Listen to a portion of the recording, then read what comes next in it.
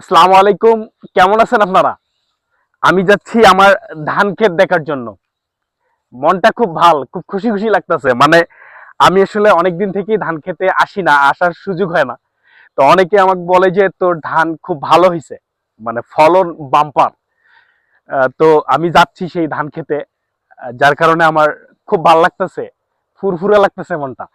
তো যাই হোক, এই যে দেখেন এখন কিন্তু ধান মাথা হালাইছে, কিছু কিছু ধান এই যে পাক ধরছে, যেমন এই ধানটা কিন্তু এখন পাক ধরছে প্রায়। কিছুদিনের মধ্যে কিন্তু ধান কাটা শুরু হয়ে যাবে এবং কিছুদিনের মধ্যেই দেখবেন যে সবগুলো ধান ম্যাক্সিমাম পাকা শুরু হয়ে যাবে। এখন কিন্তু কোনো ধানেরই দেখা যাচ্ছে না যে বাকি আছে শীষ বাড়া, সবগুলোর ধানেরই শীষ বাইর হয়েছে। এই তো আমার ধান ক্ষেত চলে আসলাম। এই হচ্ছে আমার ধান ক্ষেত। আমার ধান ক্ষেতে এখনো এটা হচ্ছে হাইব্রিড হাইব্রিড জাত। তো হাইব্রিড জাতের আমার ধানের নাকি বাম্পার ফলন সবাই বলতেছিল। আশা হয় না, আমি সুযোগ পেলাম আজকে শুক্রবার, এই জন্যই চলে আসলাম।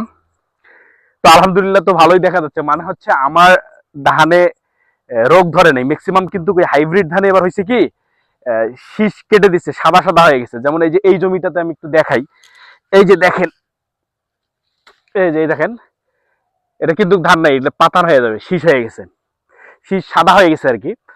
তো আমার ধানের মধ্যে তো দেখা যাচ্ছে না, তারপরে তো আমি দেখতেছি যে মাঝে মাঝে দুই একটা দেখা যাচ্ছে।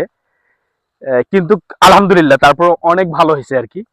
অন্য অন্য ধানে যে পরিমাণে শীষ সাদা হয়েছে, আমারটাতে কিন্তু সেরকম শীষ সাদা দেখা যাচ্ছে না। এই যে এটাতে দেখা যাচ্ছে, যেমন এই যে এইটাতে দেখা যাচ্ছে প্রচুর শীত, মোটামুটি সাদা দেখা যাচ্ছে। এই যে এখানে, ওই যে ওইদিকেও দেখা যাচ্ছে। তো আমারটা তো দেখা যাচ্ছে দুই একটা, কিন্তু ওইভাবে দেখা যাচ্ছে না।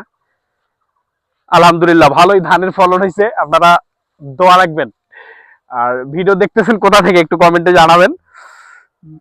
ভালো লাগে আপনাদের সঙ্গে গল্প করতে, আপনাদের সঙ্গে কমেন্টে বিভিন্ন ধরনের কথা বলতে খুব ভালো লাগে।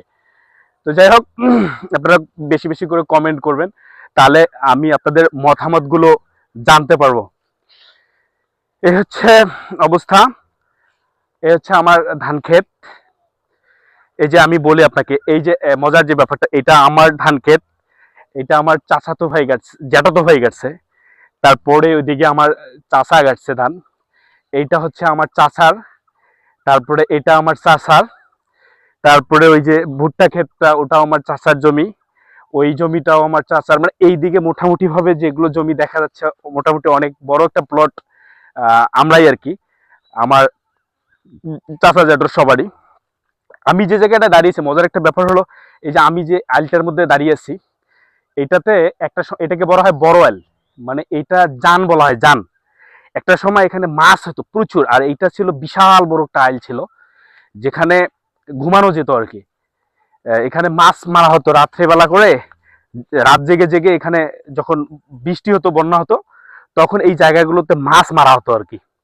এবং এই যে আমি যে জায়গায় দাঁড়িয়েছি, এই জায়গাটা আমি বড় হয়েও দেখছি যে প্রচুর পরিমাণে মাছ মারা হতো। তো আসলে এখন আর সেই পরিস্থিতি নাই। আগের সব পরিস্থিতি, স্মৃতি সব মুছে গেছে। যাই হোক, আজ এই পর্যন্তই। আপনারা যে যেখান থেকে দেখছেন, খোদা হাফেজ, আসসালামু আলাইকুম।